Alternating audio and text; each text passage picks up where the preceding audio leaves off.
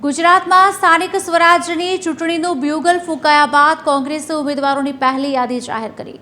કોંગ્રેસે પ્રથમ યાદીમાં કુલ 7 મહાનગરપાલિકા માટે 243 ઉમેદવારોની યાદી જાહેર કરી, જેમાં અમદાવાદ, જામનગર, ભાવનગર, સુરત, મોરબી, રાજકોટ અને વડોદરા મ્યુનિસિપલ કોર્પોરેશનની બેઠક પર ઉમેદવારના નામની જાહેરાત કરાઈ છે। નિર્વિવાદિત બેઠક પરના ઉમેદવારના નામ પહેલી યાદી જાહેર કરવામાં આવી છે।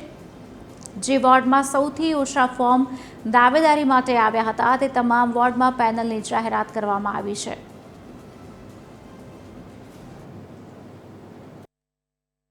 વિવિધ મહાનગરપાલિકાના 243 ઉમેદવારોની પસંદગીને ઓપ આપીને આજે જાહેરાત કરવામાં આવે છે।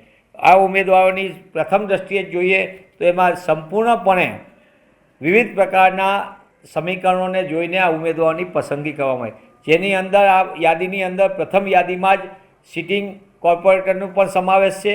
સાથે સાથે નવા લોકોને પણ તક આપવાનો પ્રથમ દ્રષ્ટિએ પ્રયત્ન કર્યો છે।